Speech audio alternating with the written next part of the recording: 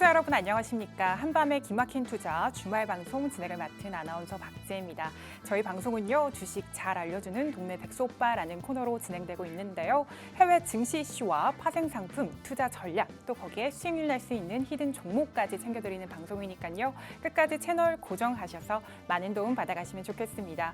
그럼 오늘도 함께 하실 두 분의 전문가님 모셨습니다. 바로 김성철 본부장님, 칼리 전문가님 모셨습니다. 전문가님 안녕하세요. 네, 안녕하십니까. 반갑습니다. 네, 안녕하세요. 반갑습니다.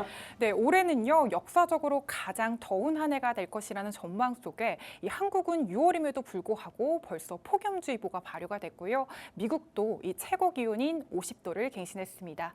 이렇게 역대급 폭염이라는 우려 속에 이 에너지를 포함한 원자재, 식료품 가격 폭등이 우려가 되고 있고요. 또 전력 수요 증가와 이 천연가스 관련주들 상승이 전망이 되고 있는데요. 여기서 얻을 수 있는 이 폭염 관련 투자 아이디어에는 무엇이 있는지 궁금한데요. 먼저 김정철 본부장님 말씀 들어보도록 하겠습니다. 네, 사실 그 가장 빠르게 폭염 관련 중에 빠르게 네. 올랐던 게 뭐냐면 바로 그 빙과류. 네. 일단 더우니까 일단 더운 거 식혀야 되겠다. 그래서 네. 나온 게 이제 빙과류인데 빙그레 같은 경우가 최근에 이제 급등을 한번 했습니다. 급등을 했고 네. 빙그레를 사실 제가 이번 주 월요일 날 가지고 나왔어요. 오, 네. 방송 때. 근데 그 쓰고 있는 중간에 급등하는 바람에 방송에 소개는 했지만 네. 제가 공략 못했다는 거 좀 아쉽게 생각하고 있는데 빙그레가 그 뒤로 차트를 보시면은 빙그레가 이제 옆으로 가다가 네. 살짝 눌리고 다시 돌거든요. 돌기 때문에 저는 빙그레를 한번 보시면은 빙그레가 아직 좀 많이 남아 있다. 왜 많이 남아 있냐면 그 음식료 업종이 전체적으로 괜찮은데 이게 추가로 빙그레는 여름까지 붙은 거거든요. 네. 그렇게 좀 보시면 좋을 것 같고 여름 관련주 중에 제일 우리가 보면 안 되는 게 이제 네. 창문형 에어컨 관련주들. 네. 이 종목들은 예전에나 많이 떴는데 지금은 사실 창문형 에어컨이 이제 팔릴 대로 다 팔렸어요. 네. 다 팔려서 더 이상 이제 팔리지 않기 때문에 많이 팔리는 게 아니기 때문에 이제 물론 파세코라는 종목을 보시면 아시겠지만 네. 최근에 움직이긴 했습니다. 네. 움직이긴 했는데 요거는 근데 잘못 벌리면 큰일 난다. 이거 한 번 잘못 벌리면은 바로 눌릴 가능성이 높기 때문에 이런 건 좀 조심하시고 원래 대표적인 여름 관련주는 사실 LG전자입니다. 네. LG전자는 사실 이걸로 간다기보다는 네. 애플 영향이 너무 많기 때문에 네. 예, 왔다 갔다 그냥 너무 심하다. 그렇게 좀 이해해 주시면 좋을 것 같고 여름 관련 중에 또 제가 보고 있는 종목이 하나 있어요. 이 네. 종목이 뭐냐면 이제 그 드라이 아이스라고. 네. 드라이 아이스를 많이 쓰지 않나요, 보통 사람들이? 그렇죠. 아이스크림 여름 포장해 갈 되면 때. 여름 되면 이제 어쩔 수 없이 쓰잖아요. 그러니까 근데 드라이 아이스가 우리가 흔히 알기에는 뭐 아이스 빙가류나 뭐 이렇게 뭐 냉을 유지하기 위해서 이렇게 많이 뭐 아이스박스 이런 데 쓰는데 네. 사실 그거보다 공업용으로 더 많이 써요. 오. 드라이 아이스 공업용 훨씬 더 많이 쓰거든요. 네. 그러니까 드라이 아이스의 수요가 여름 되면 폭발을 한다. 그래서 그 종목이 있는데 이 종목을 이제 얘기 드리기가 좀 쉽지 않나요? 왜죠? 히든 종목이기 때문에. 히든 종목으로. 여러분 여기 이제 하단에 있는 그 QR 코드 보시고 시니어 커뮤니티로 보시면은 이 드라이 아이스 관련주. 네. 근데 이 종목이 진짜 딱 2, 3분기 반짝하는 회사예요. 네. 근데 이번에 좀 심상치가 않습니다. 오. 왜냐면 이번에 초도 주문량이 엄청나게 들어왔고 네. 이 회사가 캐파까지 늘렸어요.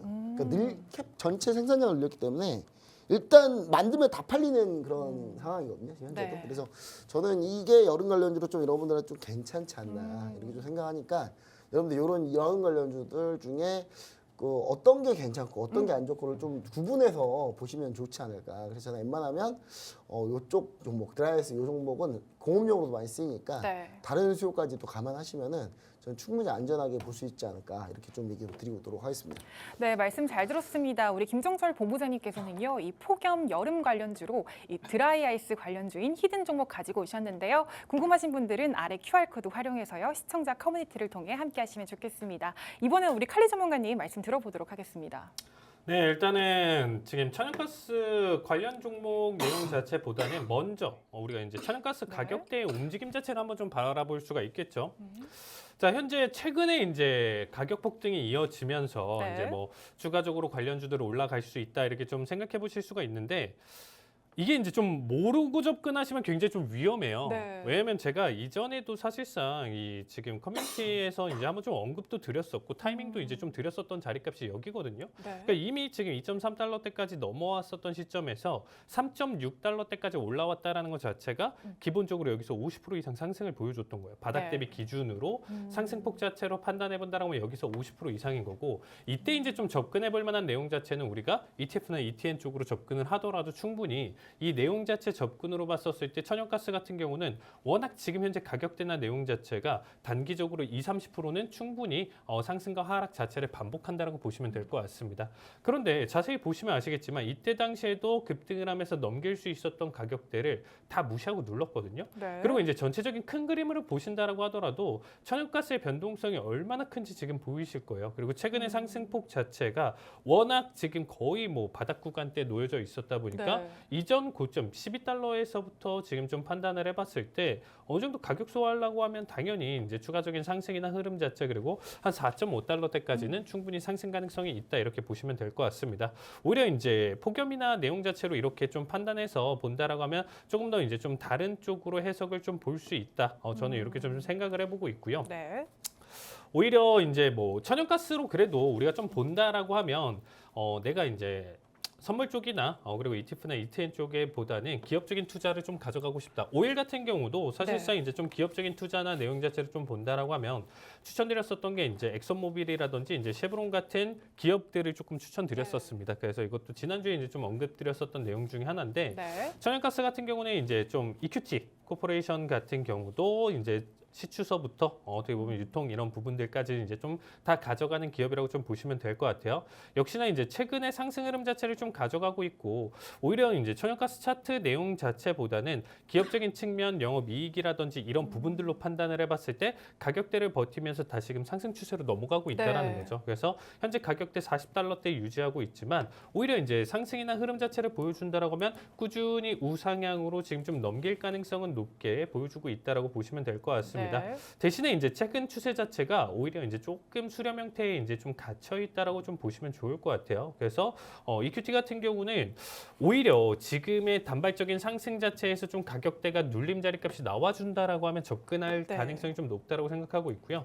지금 현재 구간대에서 그래서 저는 만약에 직접적인 투자 아이디어나 내용 자체를 좀 판단해 본다라고 하면 지금 현재 수준 40 초반보다는 네. 오히려 한 10% 더 뒤에 그러니까 한 45달러대 보여준다라고 하면 그때부터 좀 더 투자 전략으로 보시는 게 좀 더 좋고요. 현재 라인대를 돌파하거나 혹은 아예 35달러대까지 조금 더 가격적인 측면에서 기다렸다가 접근을 한번 해보셔라. 이렇게 좀 얘기를 드려요. 35달러대까지 떨어지는 가격 전략에서는 확실하게 이 구간대에서 받쳐줘야 되고요. 네. 밑으로 2달러에서 3달러 이상 넘어간다라고 하면 여기서는 좀 칼손절로 대응을 좀 가져가시면서 부분적으로 좀 나눠서 접근하시는 걸 좀 추천드려요. 그리고 이제 좀 비슷한 건데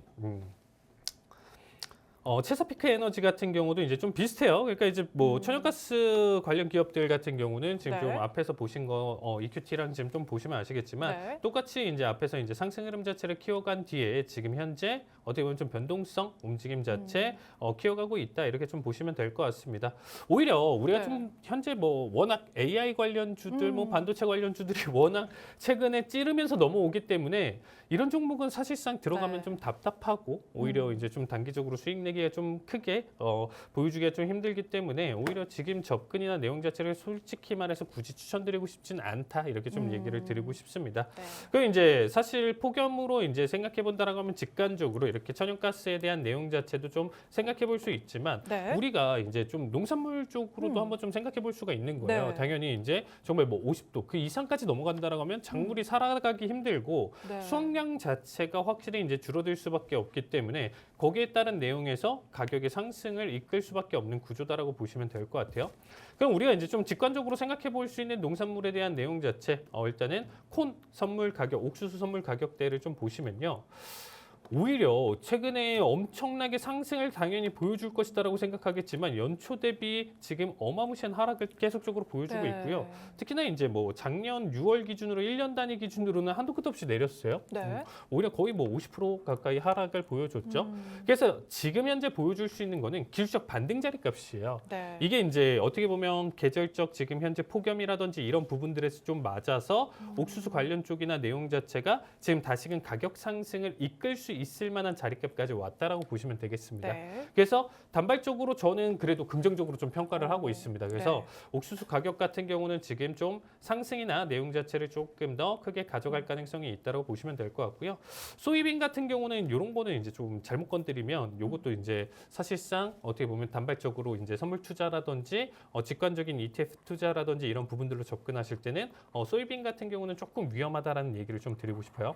그래서 뭐 가격이나 내용 자체 내용으로 본다라고 하면 옥수수랑 비슷한 흐름을 갈 수 있겠지만 오히려 소이빈이랑 옥수수 선택해서 본다라고 하면 저는 좀 옥수수 쪽에 일단 조금 더 투자를 하시길 좀 추천드리고 오히려 추세가 나와주는 종목들의 지금 현재 이러한 내용들이 같이 맞아 떨어지면서 지속적으로 상승 가능성이 있어요. 네. AI 한도 끝 없이 오르잖아요. 네. 정말 요만한 내용 자체만 붙이더라도 계속 올라가요. 네.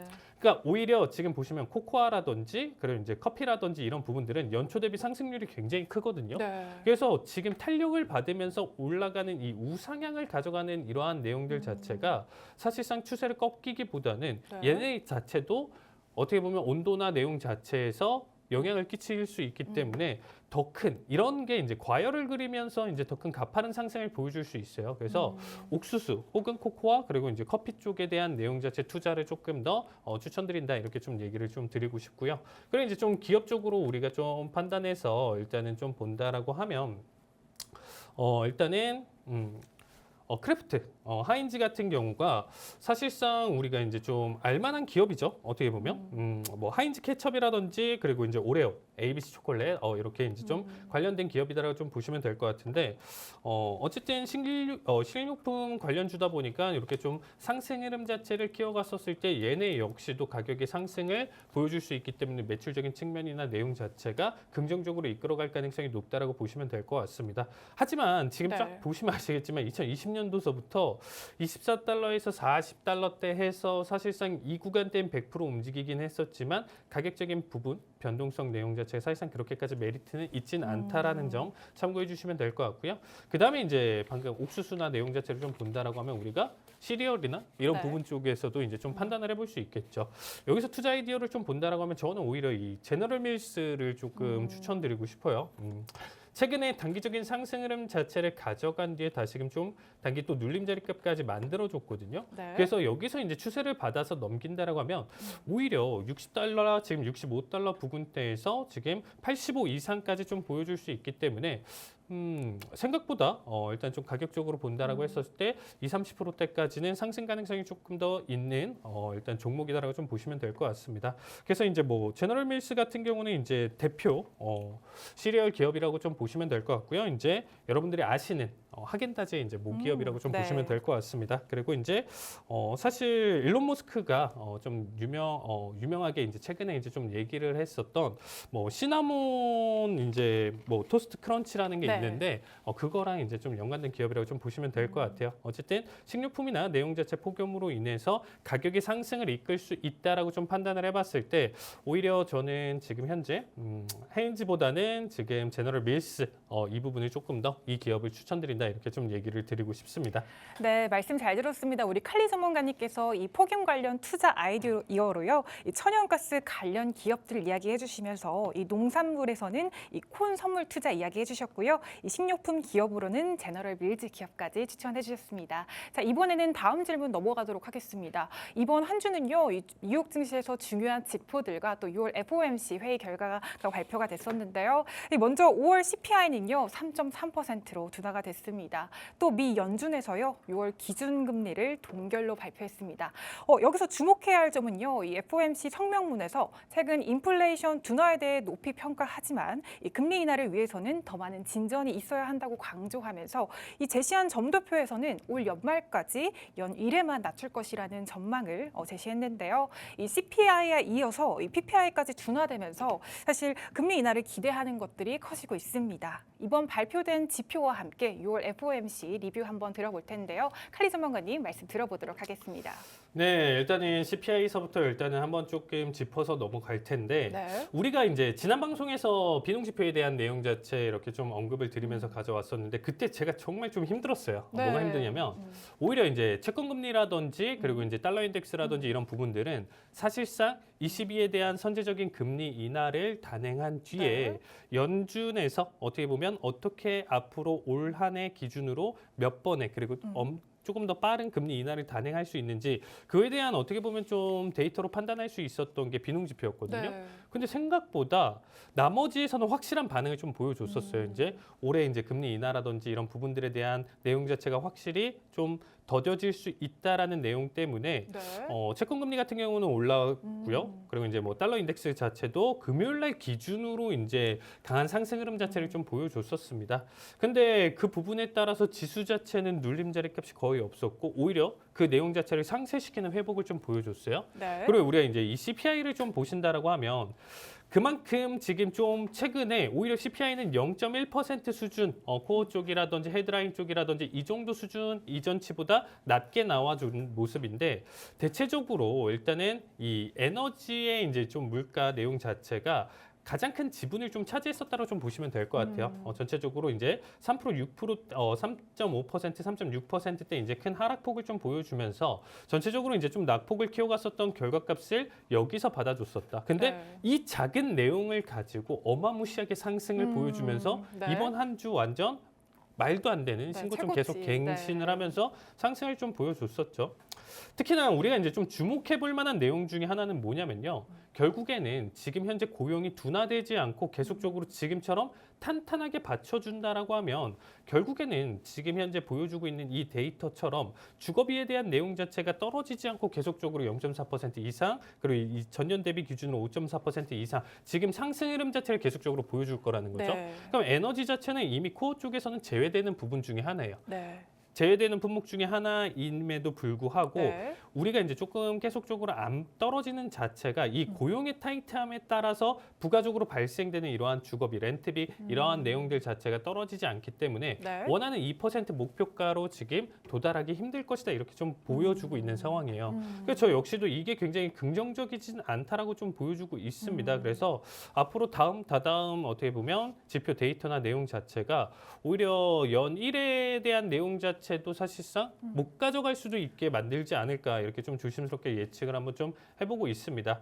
그리고 이제 FOMC 경기 전망에 대해서 이제 좀 요약을 한번 해보면요. 어쨌든 이번에 좀 동결이 나왔어요. 요거는 이미 99.7% 네. 마지막 날 기준으로 이렇게 좀 보여줬었고 이미 뭐 한 달 전, 두 달 전부터 거의 이제 8, 90%가 넘었었기 때문에 네. 동결이라는 내용 자체는 거의 이제 확실시 됐었고요. 특히나 이 방송에서 본부장님이랑 저랑 이 언급을 뭐 이미 한참 전부터 계속했었기 때문에 이번 건은 당연히 금리 동결로 넘어갔었다 이렇게 좀 보실 수가 있습니다. 근데 이제 올해 금리 인하 전망 횟수가 이제 3회에서 1회로 줄어들었죠. 이거는 네. 어쩔 수 없는 결과값이었어요. 네.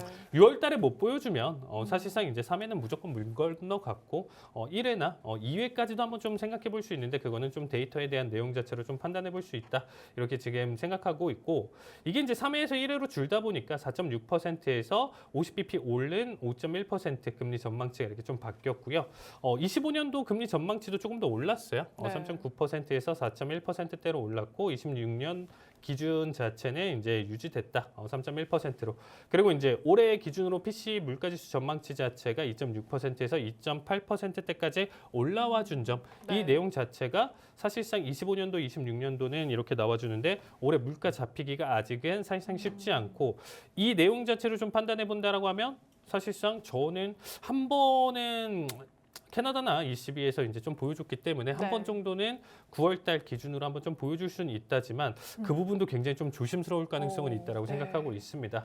자, 그래서 일단 데이터 자체 FOMC 이제 뭐 성명문이나 이쪽 내용 자체는 사실상 좀 뻔했었던 내용이었고 뭐 금리 인하에 대한 전망 해수 이런 것도 사실상 충분히 예측 가능했었던 부분 중에 하나였었다. 네. 이렇게 좀 보여줬었고 그다음에 이제 파월 연설에 대한 요약 자체를 좀 간단하게 보시면요. 인플레이션은 상당히 완화되었었지만 여전히 너무 높다라는 얘기를 했고요. 일반적으로 GDP가 작년 속도보다 좀 더 둔화될 것으로 예상한다라고 얘기를 했습니다. 자, 어쨌든 노동시장의 강세는 더 지속될 것으로 보여주고 있고 이는 더 나은 균형으로 나아가는 모습이다 이렇게 좀 얘기를 하고 있는데 네. 사실상 노동시장의 강세가 계속적으로 이어진다라는 것 자체가 좀 금리 인하에 대한 내용 자체 측면으로 본다라고 하면 그렇게까지 저는 긍정적으로 받아들이기는 좀 힘들지 않을까 이렇게 네. 좀 얘기를 드리고 있고요. 인플레이션 수치가 최근에는 긍정적인 모습을 좀 보여주고는 있지만 네. 어쨌든 금리 인하를 단행할 정도의 근거 있는 데이터는 아직 부족하다. 그러니까 이번에 좀 시장이 좀 너무 크게 과민 반응을 했다. 혹은 오히려 그냥 지금 예측하기 힘든 상황이기 때문에 더 큰 상승으로 과열로 좀 달려가고 있지 않나 이렇게 좀 네. 생각을 좀 조심스럽게 해보고 있습니다. 향후 인플레이션 예측에 대한 부수적인 전망을 좀 가지고 있고 어쨌든 데이터에 따라서 얼마든지 변동할 수 있다 이런 얘기를 좀 가져왔어요. 그리고 이제 좀 한 번 더 얘기를 좀 드릴 만한 내용 자체가 뭐 이번 CPI 데이터를 통해서 SPA 이제 업데이트를 할 수 있었지만 FOMC 참가자들이 대부분이 어쨌든 정책 위반자들은 예측치를 업데이트를 하지 않았다라는 점을 좀 얘기를 했었어요. 그래서 이 부분 내용 자체가 CPI에 대한 이번 결과 데이터가 결과에 따라서 6월 그리고 이제 나머지 데이터에 대한 내용 자체를 지금 크게 바꿀 만한 요소로 잡히진 않았다라고 좀 보시면 될 것 같고요. 네. 그다음에 이제 여기서 제가 조금 체크해서 좀 봤었던 부분 중에 하나는요. 고용이 급격하게 둔화한다면 연준은 대처할 방안을 가지고 있다. 이 내용 자체가 뭐냐면 네. 이 고금리를 유지하면서 이제 조금 더 우리가 어쨌든 9월까지는 좀 바라봐도 시장이 좀 납득할 만하다는 네. 거죠. 뭐 7월 달에 당장에 금리 인하를 안 한다라고 하면 시장이 무너진다 이런 게 아니잖아요. 9월까지는 시장도 여유 있게 좀 지켜보겠다 이런 마인드이기 때문에 그 사이에 사실상 좀 무너질 것을 좀 기대하지 않나. 이번 비농이 좀 높게 나왔어도 사실상 다시금 그게 무너지면서 이렇게 좀 고용 자체가 확실하게 크게 둔화될 것이고 이게 경기 침체 수준으로 빠질 수도 있는 것까지 이제 좀 예상을 하면서 여기서 이제 좀 대처할 수 있는 방안이다라는 거는 원래 기존 정책이 한 번 할 거를 두 번, 세 번 뭐 이렇게 더 가져가고 내년에도 더 빠른 연속적인 금리 인하를 가져가겠다라는 얘기를 가져간다라고 했었을 때 시장의 충격을 좀 줄일 수 있는 우리 방안이 있다. 이 정도로 조금 저는 해석이 되고 있습니다. 자, 어쨌든 이번 FOMC에 대한 내용 자체를 전체적으로 좀 보신다라고 하면요. 결국에는 조금 매파적인 내용 자체였었지만서도 CPI에 대한 내용 자체가 FOMC의 이 매파적인 내용 자체를 네. 이기면서 상승 탄력을 계속적으로 좀 보여줬었다라고 좀 보시면 좋을 것 같습니다. 그래서 이제 뭐 나스닥 지수 보시면 아시겠지만 일봉상 차트인데요. 지금 현재 뭐 한도 끝도 없이 오르고 있어요. 여기서 진짜 데이 트레이딩 관점으로는 정말 이제는 좀 많이 힘든 시기까지 이제 좀 넘어왔다라고 보시면 될 것 같고요. 네. 이제는 정말로 뭐 사실 지수 기준으로 본다라고 했었을 때 종목들도 그렇고요. 개별적으로 좀 본다라고 하면 이제 정말 보유자 영역이고 네. 언제든지 차익 실현 매물이 크게 나올 수도 있는 자리값까지 왔다라고 좀 보시면 될 것 같아요. 그래서 나는 지금 뭐로 가도 미국에 투자를 하고 빅테크에 투자를 한다 하시는 분들도 진짜 이번 주부터 해서 여러분들이 보셨을 때 이제 다음 주부터 너무 긍정적으로 바라보기보다는 이제 좀 더 현금 확보를 하시면서 일단 좀 비중 조절하시면서 리스크 좀 더 조절해 나가셔라 이렇게 좀 얘기를 드리고 싶습니다. 네, 칼리 전문가님의 주요 지표 리뷰와 이 6월 FOMC 리뷰 잘 들어봤습니다. 이번에는 우리 김정철 본부장님께 질문 드려보도록 하겠습니다. 이 연준에서는요, 올해 연 3번 금리 인하를 1회로 축소하면서 이 매파 연준으로 바뀌었는데요. 그럼에도 불구하고 이 CPI와 PPI가 둔화되면서 이 금리 인하 기대감은 아직도 남아 있습니다. 이 뉴욕 증시에서는 S&P 500 지수와 이 나스닥 지수는 최고치를 향해 가고 있는데요. 이 코스피도 연내 이 연고점 갱신에 대한 기대가 큽니다. 이번 발표된 지표 리뷰와 함께 이 6월 FOMC 리뷰 그리고 본부장님께서 생각하는 금리 인하 전망 시기와 이 국내 증시 투자 전략 이야기 들어보도록 하겠습니다. 네, 그 뭐 CPI하고 FOMC하고 네, 둘이 붙었는데 네. CPI가 이겼어요. 네. 그냥 자료 한번 보시면은 네, 제가 제목은 이렇게 정했습니다. CPI vs FOMC. CPI 승. 네. CPI가 이겼죠. 근데 요거는 일단 여러분 저는 이거 보면서 어떤 걸 느꼈냐면 바이든 대통령이 지금 진짜 급하구나. 정말 왜냐하면 저는 이제 가장 못 믿어온 사람 두 사람이 이제 생각이 나는데 네. 바이든 대통령도 별로 못 믿지만 이제 미 연준 파월 의장도 못 믿어요. 네. 그 미 연준 의원들 그 점도표 살짝 그 다음 장 점도표 있는데 점도표 한번 봐보세요. 점도표 보시면은 야, 이 사람들이 과연 지난번에 과연 금리 인상 3번 하겠다고 인하 3번 하겠다고 했던 사람이 맞나? 네, 바로 몇 개월 만에 말을 바꿨잖아요. 네. 네, 근데 저는 그러니까 FOMC 회의에 대해서 신뢰성이 많이 떨어졌다. 그러니까 이번에 네. CPI라고 FOMC 회의가 붙었을 때 정확히 얘기하면 FOMC 회의가 이거를 FOMC 회의가 원래는 더 이슈가 더 크게 먹었어야 되는데 네. 안 먹었죠. 이유는 왜냐하면 FOMC 회의 자체가 신뢰성을 잃었기 때문에. 그리고 이 FOMC 회의가 CPI 지표를 반영 안 했어요. 지표를 반영 안 했죠. 왜냐면 그러니까 몇 시간 전에 발표는 됐는데 CPI는 그거 반영해서 파월 의장이 얘기한 거 아니라고 월스트리트저널이나 이런 데서 다 나오긴 했으니까. 그러면 이제 이거 반영하면 생각도 달라진다는 얘기고. 네. 그러면 그냥 이렇게 예상이 무의미해요. 그냥 예상이 자체가 무의미한데 일단 그 앞장 보시면은 저는요 딱 2회 인하하기 위해서 그럼 가고 있다. 그대로 가고 있다. 계속 가고 있다. 왜냐? 네. 정확히 얘기하자면 원래 미 연준이 3-4번이라고 3번 연속 지표 좋게 나오면 금리의 코멘트를 전략을 전체적으로 바꿨거든요. 네. 그 전에는 3번 연속 물가 지표가 좀 덜 상승하니까 금리 상승해서 동결로 바뀌었고 네. 그리고 그 3세판이라는 게 있어요. 그래서 지난번에 지표 3번이 괜찮았거든요. 네. 다 물가 지표가 괜찮았어요. 심지어 물가 그다음에 고용 지표 이번 달 고용 지표 말고 지난달 고용 지표가 네. 쇼크 났어요. 네. 쇼크 났기 때문에 사실 전체적으로 봤을 때는 금리 인하를 코멘트를 쳐도 되는 시기였죠. 되는 시기였는데 그거 전에 뭐가 있었냐? 이번 FOMC 전에 이미 고용 지표가 있었죠. 거기서 이제 지표가 물가가 잡히고 뭐 이런 부분이 거기서 깨졌죠 한번. 고용 지표가 다시 좋게 나오는 바람에. 근데 여기서 CPI 다시 좋게 나왔다. 그러니까 덜 올랐다. 예상치보다 덜 올랐다. 근데 이게 여러분 잘 보시면 아시겠지만 정말 딱 맞춰갖고 딱 지금 내려가고 있어요. 예. 마치 누가 조작한 듯한 되게 이거 누군가 보이지 않는 손이 계속 이걸 약간 잠깐씩 내리고 있는 그런 느낌이거든요. CPI 네. 여러분 추이 봐보세요. 진짜 이거 누가 이렇게 만져도 이렇게 이쁘게 만질 수가 있나. 지금 만지고 있어요. 제가 봤을 때는. 네. 왜냐 만지고 있는 이유는 뭐다? 바이든이 연임하기 위해서 무조건 금리 인상 2번 가져갈 생각이 있다. 금리 인하 2번. 네, 2번 정도는 충분히 금리 인하 가져갈 생각이 있다. 네. 그러면 미 연준이 다음 FOMC가 7월이거든요. 네. 7월에 9월 인하하려면 7월에 코멘트 나가야 돼요, 무조건. 무조건 나가야 돼요. 네. 근데 7월에 그 코멘트 나가는 시점을 여러분이 생각해 보시면 어떤 시점이냐면 저 오늘 CPI 나왔잖아요. CPI가 슈퍼코어가 33개월 내 최저예요. 네. 제가 이것 부러뜨리려고 되게 많이 만졌던 것 같아요. 제가 봤을 때는. 그리고 이 CPI 정확히 세부적으로 보면 주거비가 많이 올랐는데 나머지는 사실 많이 잘 다운돼 가고 있어요. 근데 여기서 중요한 포인트 PC 구성 항목이요.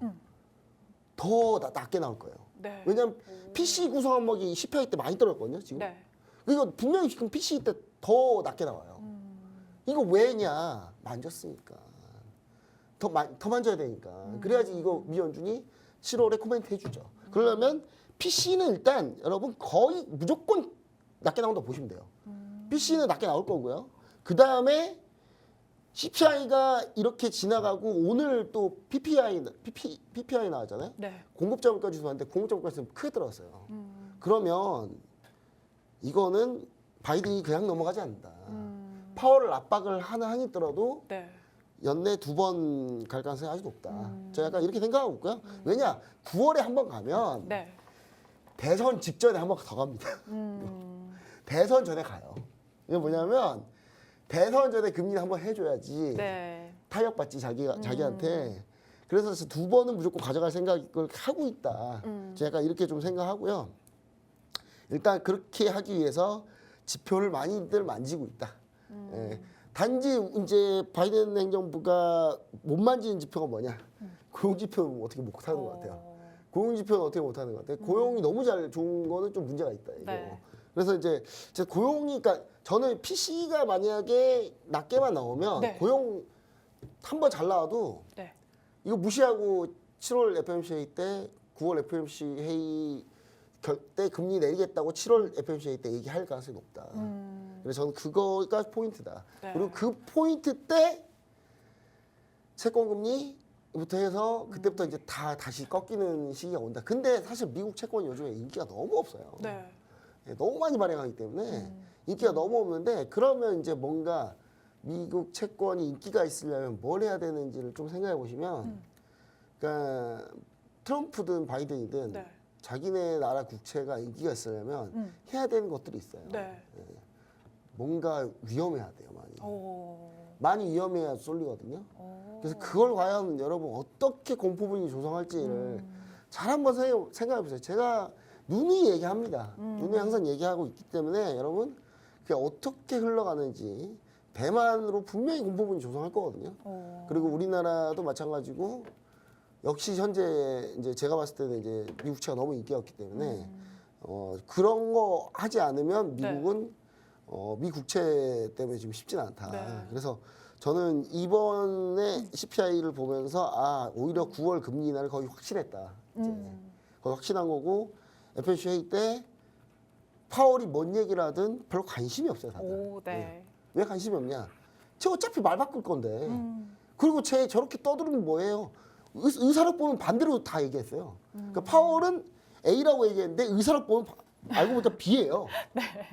쟤가 무슨 신뢰가 가냐고, 저 사람이. 그래서 그러니까 별로 관심이 없는 이 사람이, 니는 떠들어라. 우리는 관심 없이 그냥 CPI 보고 가 있다. 지금 그 느낌이기 때문에 시장이, 여러분 여기서 FOMC 때 매파적이었다고 진짜 매도 쫓았으면 진짜 큰일 날 뻔했습니다, 여러분 진짜. 그러니까 지금 시장은 사실 탐욕을 먹고 가는 거니까. 네. 월가가 지금 탐욕 먹고 가려고 지금 브레이크 시동 걸었으니까 네.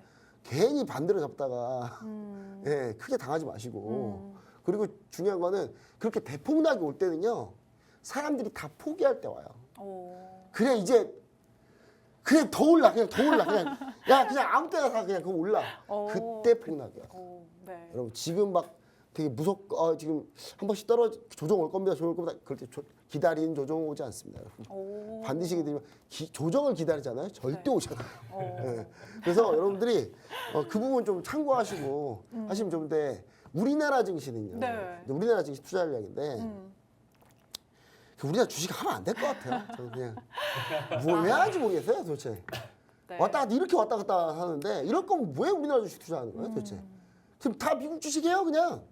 다 미국 주식 하면 딱 좋을 것 같아요. 아니, 엔비디아 하나만 넣어놓고 가만히 있으면 되지, 그냥. 네. 예, 아니 그것도 그리고 미국 주식 뭐 한두 개 해야지. 애플 개발자 그렇게 욕 먹어놓고 다음 주 되니까 다음 날 되니까 바로 급등하고. 네. 그러니까 우리나라는 지금 이게 수급이 너무 안 도니까 이게 문제다. 근데 다행스럽게 제가 네. 이창용 한국은행 총재에 대해서 엄청나게 뭐라 했더니 이분이 제가 뭐라 한 영상을 봤나 봐요. 예, 그래서 최근에는 네. 그 섣부른 금리 인하는 위험하다. 계속 발언하고 있는데. 네. 과연 그런지 꼭 제가 계속 지켜봅니다. 만약에 이상한 소리 많이 해서 금리나 선제적으로 해야 된다 이런 소리 들리기 시작하면 진짜 매국노 중에 그런 매국노가 없는 거예요. 저는. 그래서 지금 우리나라 증시가 수급이 안 좋아서 네. 사실 크게 오르고 있지는 않기 때문에 여전히 그냥 박스권 트레이딩 전략만 한다라는 생각으로 보시면 제일 좋을 것 같습니다.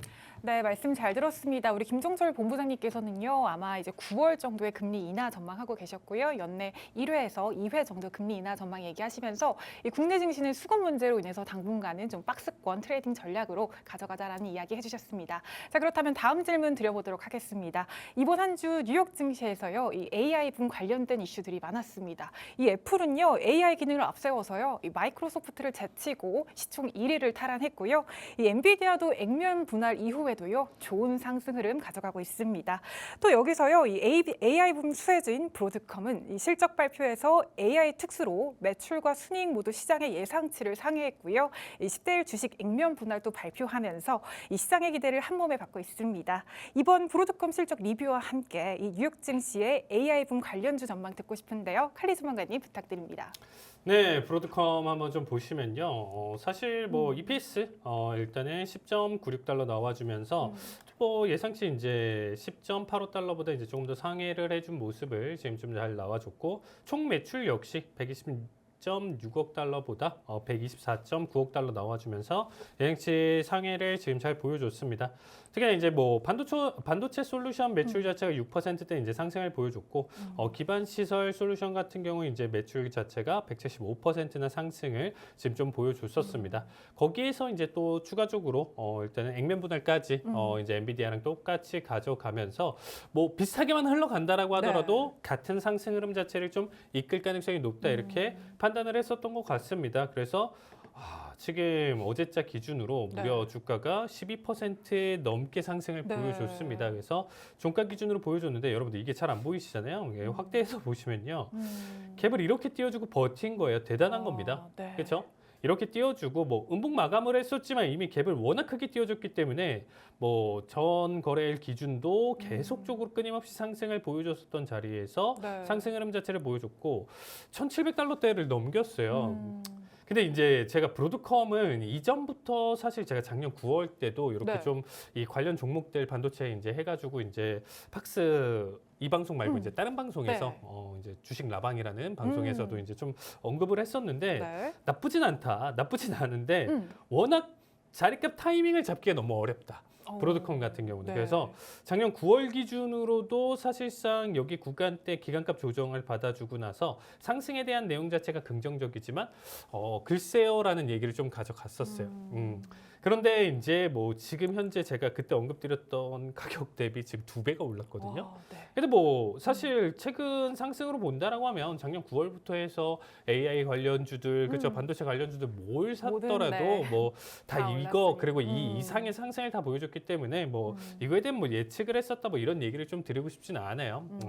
제가 이제 근데 그때 이제 가장 최고 원픽으로 좀 가져갔었던 게 이제 퀄컴이었었는데 이것도 이제 좀 재밌었던 게 뭐였냐면 네. 이거는 이제 좀 접근 가능성이 이제 굉장히 좀 높고 오히려 이제 자리값 눌림이나 내용 자체가 좀 좋았어가지고 네. 작년 9월달에 제 100달러 초반에 얘기를 드렸어요. 네. 근데 지금 현재 결과값 보시면 200달러를 넘기고 와. 지금 상승 자체가 217달러거든요. 네. 그럼 이제 100 초반이다 보니까 얘 역시도 지금 현재 2배 넘게 상승 흐름 자체를 가져왔었다. 네. 요거는 뭐 자료가 있다라고 하면 한번 이제 너튜브에서 한번 찾아보신다라고 하면 있을 네. 거고요. 계속적으로 제가 이 방송에서도 이제 퀄컴 같은 경우는 계속적으로 이제 좀 언급을 좀 드렸었던 것 같아요. 그래서 추가적인 상승 흐름 자체를 보여줬지만 사실 이제 저항을 받아줘야 되는 이제 가격 조정을 조금 나와줘야 되는 네. 가격대 이상을 넘겼거든요. 그럼 저는 여기는 이제 좀 사실 대응 영역이 아니다라는 표현을 좀 가져가는 편이에요. 그러니까 이미 지금 대응 영역이 아니다라고 표현되는 종목들이 몇 가지가 있거든요. 가장 대표적인 게 뭘까요, 아나운서님? 엔비디아요? 맞습니다. 네, 엔비디아는 사실상 이 상승 나오기 전에 제가 이 TV 방송에서 여기 구간이었어요. 그러니까 지금은 네. 10분의 1로 이제 액면 분할이 됐기 때문에 네. 이게 뭐 40달러지만 이전까지만 하더라도 여기 구간대 이제 400달러, 500달러 구간이었어요. 네. 제가 진짜 이게 좀 놓쳤었던 것 중에 하나가 뭐였냐면 이 400달러 초반 한번 보고 나서 한 번 더 400 초반만 준다라고 하면 네. 신규 접근이 가능하다라고 했었던 게 이제 23년도 작년 12월이었거든요. 네. 이거 괜찮다. 이제 무조건 사라. 이거 뭐 사실상 본다라고 하면 실적으로 본다라고 하면 이전치부터 뭐 가장 최고를 달렸었기 때문에 보셔도 괜찮다라고 했었고요. 그 다음에 이제 뭐 폭등이 나왔어요. 그러니까 네. 자리값 타이밍 놓치고 나서 제가 결론적으로 이게 기술적으로 지금 판단해봤을 때 이제 가장 좋았었던 자리값이 750달러였어요. 네. 그러니까 지금 봤을 때 75달러인데 뭐 말할 필요가 없죠.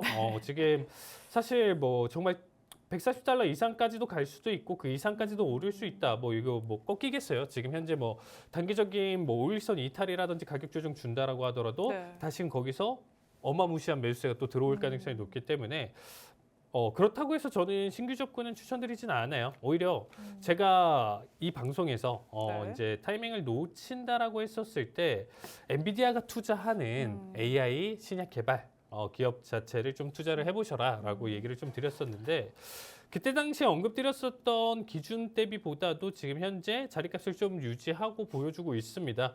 그리고 이제 뭐 어제자 1%였었지만 그 전날 기준으로는 무려 8% 넘게 올랐거든요. 네. 그러니까 여기 구간대가 사실상 별 볼 일 없다 생각할 수는 있겠지만 여기 이제 바닥 대비 기준으로 본다라고 하면 이거 역시도 무시 못해요. 그래서 상승 추세를 지금 현재 힘입어서 계속적으로 넘어갈 수 있고 사실상 보유 현금 자산이라든지 이런 부분들이 워낙 많기 때문에 엔비디아는 이제는 사실상 데이터 센터를 통해서 지금 막대한 이익을 얻은 거를 결국에는 이러한 기업들을 집어삼키기 위한 작업을 할 거예요. 네. 최종적으로는 이 AI를 관련적으로 해서 확실하게 이 데이터 센터를 기반을 통해서 만들어지는 이 AI 생태계에서 또다시 대장이 되려고 할 거거든요. 네. 왜냐면 데이터 센터는 언젠가는 사실상 판매량이라든지 이런 부분들이 이미 시설이 다 갖춰진다라고 하면 거기서 떨어질 수밖에 없는 구조예요. 그래서 집어삼키면서 나머지 이전에 애플이라든지 마이크로소프트라든지 구글이라든지 이런 공룡 기업들이 해왔었던 내용들처럼 네. 똑같이 집어삼키면서 계속적으로 다시금 계속 이 시총 상위 지금 탑3 이상을 계속적으로 안착을 네. 하려는 움직임을 가져갈 것이다라는 거죠. 그래서 저는 굉장히 좀 긍정적으로 바라보고 있다 이렇게 좀 보고 있고요. 그래서 추가적인 상승이나 내용 자체 지금도 충분히 접근 가능하다 이렇게 좀 얘기를 드리고 싶습니다. 그래서 AI 관련 내용 자체는 아직도 끝은 안 났고 오히려 지금 현재 반도체나 이쪽 부분은 단기적으로 조정이 온다라고 하더라도 이 나머지 부분에서는 지속적인 상승 흐름을 이끌어갈 가능성이 높다 이렇게 얘기를 좀 드리고 싶습니다. 네, 칼리 전문가님의 AI 그리고 반도체 관련 이야기 잘 들어봤습니다. 이번에는 김정철 본부장님께 질문 드려보도록 하겠습니다. 이렇게 미증시 반도체 훈풍으로요. 13일 기준으로 SK 하이닉스와 삼성전자가 기분 좋게 동반 상승을 했는데요. 또 특히 HBM 특수로요. 13일 기준 이 한미 반도체와 SK 하이닉스는요. 최고치를 경신했습니다. 그 와중에 이 삼성전자는요. 현지 시간 12일 삼성 파운드리 포럼 2024를 개최하면서요. 이 AI 시대 기술 전략 공개와 매출 기대 속에 이제는 삼성전자의 시간이 온 것 같다라는 이야기가 들리고 있는데요. 이와 관련해서 이 AI 반도체 내에서 투자 전략 어떻게 세워야 할지 궁금한데요. 우리 말씀 들어보도록 하겠습니다. 네, 뭐 삼성전자가 사실 뭐 지난번에 얘기해서 삼성전자 훨씬 더 유리할 거라고 네. 얘기했잖아요. 근데 뭐 그럼 뭐 합니까? SK하이닉스 신고가인데 계속. 네. 그래도 SK하이닉스 신고가예요. 삼성전자가 지금 저거 정도 올랐잖아요. 네. SK하이닉스는 지금 신고가입니다. 신고가인데 일단 중요한 건 삼성전자가 네. 파운드리는 저는 삼성전자 파운드리는 좀 사실 쉽지 않다. 왜냐면 그 TSMC한테 너무 많이 차이가 너무 많이 난다. 네. 그리고 기본적으로 삼성전자는 발열을 못 잡으면 이거 답이 없다. 네. 그러니까 삼성전자가 다른 거는 모르겠지만 지금 퀄컴이랑 엔비디아랑 다 삼성전자 등 돌린 이유가 있어요. 그러니까 삼성전자가 파운드리에서 어느 한 특정 부분이 네. 안 좋아요. 저한테 기술력이 좀 많이 떨어진다. 근데 거기를 이기려면 방법이 이제 계속 집중적으로 투자해야 되는데 투자는 좀 많이 하고 있으면은 일단 파운드리하고 그러니까 TSMC의 파운드리 네. 순이익하고 삼성전자 파운드리 순이익 보면 삼성전자는 적자예요. 파운드리 거의 적자 네. 아니면 흑자 왔다 갔다 하거든요. TSMC는 파운드리에서 얻은 흑자가 삼성전자 전체 순이익의 몇 배입니다. 그러니까 사실상 상대 안 된다. 그래서 그걸로 간다고 보기는 쉽지 않고 그냥 엔비디아 HBM이나 좀 잘 하자 빨리. 네. 그리고 이거 나머지 시간이 좀 해결해 줘야 돼. 그러니까 파운드리 한 2년 정도 잡고 삼성전자가 네. TSMC랑 격차 줄이려고 2년 정도 잡고 돈을 때려 부어야 돼요. 그 방법밖에 현재 없다. 그리고 SK하이닉스는 사실 SK하이닉스가 지금 신고가긴 한데 네. 이 신고가라는 거 SK하이닉스 차트를 한번 보시면요. 이제 신고가긴 한데 네. 문제는 SK하이닉스를 매매하기 쉽진 않아요. 지금 현재 상황에서도. 그리고 한미반도체는 제가 항상 얘기했지만 약속의 땅이라서 그냥 아무데나 들어가도 수익 난다라고 하는데 네. 이제는 더 이상 이제 그렇게 하기도 쉽지 않고 그래서 네. 이제 우리가 봐야 되는 종목들은 이번에 자 HBM 반도체 관련주들 해가지고 쭉 나왔는데 아직 안 간 종목도 또 너무 많고 근데 저는 이제 그거보다는 네. 그냥 낸드랑 디램에 네. 원래 낸드 디램 했던 그 반도체 종목들이 있거든요. 자, 그 종목 그냥 잘 보시고 SSD 관련주도 좀 보시는 게 제가 볼 때 차례 났다. 예, 그렇게 좀 보여지고요. 지금 현재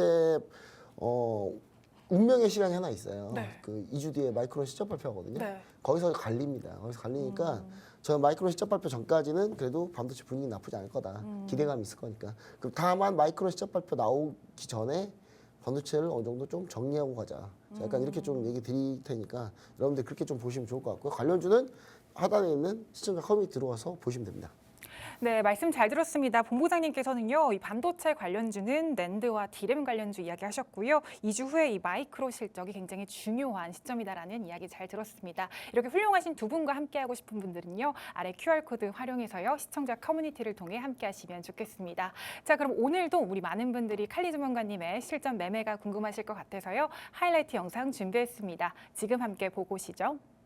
지금 일단은 그게 맞는 거고 이점 반등보다는 저점 찌르기가 한번 나와줄 만한 지금 매도세인데 꼭 반등 자리값이 지금 일단은 손절가를 계속 위협하고 본절 자리값을 위협하고 지금 일단 넘어가는 변동성들이 계속 나와주고 있습니다. 자, 24분 움직임 좀 잡아먹고 끝내주자. 59 언더는 당연히 보여줘야 되는 건데 지금 아 진짜 힘 빠지네요. 이거는 돌파. 자, 이제 좀 추세 보여주네요. 자, 이제는 본절에 대한 내용 자체 담아두면서 보겠습니다. 뭐로 가도 매도예요. 뭐로 가도 매도인데 그냥 쉽게 주냐 안 주냐의 싸움이라고 여러분들 그냥 생각하시면 좀 편할 것 같습니다. 이렇게는 줄여놨기 때문에 자, 편하게 보도록 하겠습니다. 2초 1초 본장 스타트. 자, 11자리값 터치 좋습니다. 90틱 수익 축하드립니다. 자, 100터치. 자, 99자리값 매도 체결. 자, 요번엔 99자리값 바라보고요. 자, 18,099. 자, 죽는 자리값이 저는 맞다라고 생각하고 있고 지금 아직까지는 그런 움직임을 계속 보여주려고 하고 있어요. 자, 한 번 더 타이밍 보고요. 이번에는 131자리값 커팅. 자, 같이 지켜보도록 하겠습니다. 자, 62탈 좋습니다. 55, 52. 자, 51터치. 자, 1차 보실 분들 자, 50틱 구간 나와 좋습니다. 자, 최소 본절 자리값 잡아 놓고요. 자, 진작에 앞에서 보여줬어야 되는데 일단은 끊고 넘긴 게 일단 좀 아쉽습니다. 자, 51자리값까지는 일단은 보여준답니다.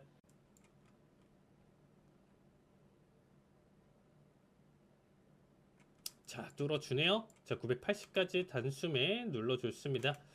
자, 51자리값 150틱 구간입니다. 자, 17,951 울청대기. 자, 56. 자, 53, 51터치 좋습니다. 150틱 수익 축하드립니다.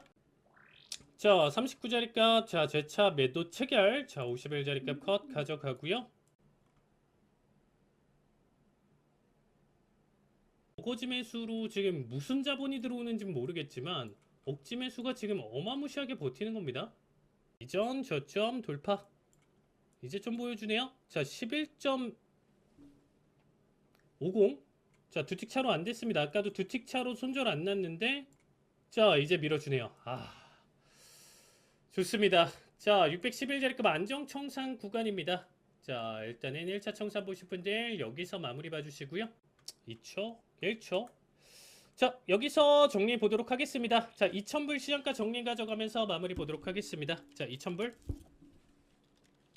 수익 축하합니다.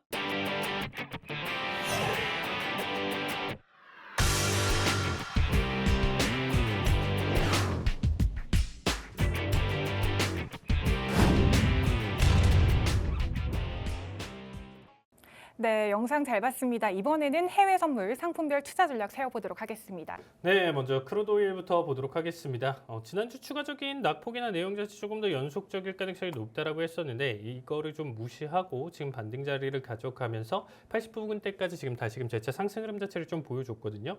조금 아쉽긴 한데 어쨌든 지금의 상승세나 내용 자체는 다시금 21선 안착하면서 지금 강한 매수세를 보여줬었던 만큼 이전에 이제 좀 언급드렸었던 거는 어쨌든 전자 저점을 깨고 뭘 하던 간에 지속적인 큰 매수 관점에 대한 내용 자체는 계속적으로 살아있다 이런 얘기를 좀 강조드렸습니다. 그래서 최종적으로는 정말 저는 개인적으로 100달러대까지도 가능성은 있다라고 네. 생각해요. 근데 뭐 우리가 지금 당장 다음 주 기준으로 여러분들이 한 주간의 기준으로 좀 살펴본다라고 하면 한 81에서 82 정도를 최고점으로 이제 생각해서 이제 오일 가격을 일단 좀 봐주시면 좋을 것 같습니다.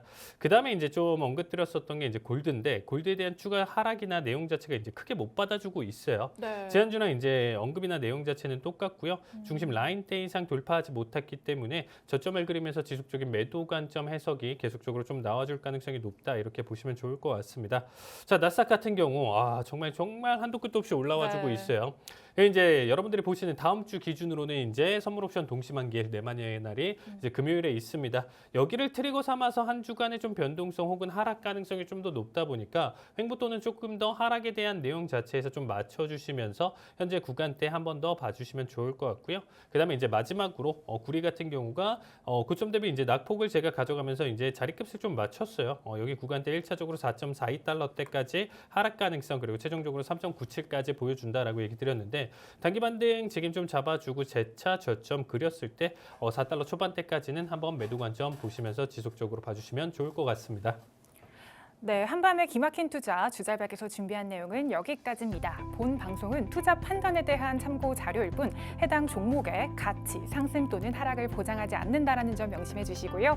저희는 내일 밤 8시 30분에 유익한 내용으로 또 찾아뵙도록 하겠습니다. 시청해 주신 많은 분들 감사합니다.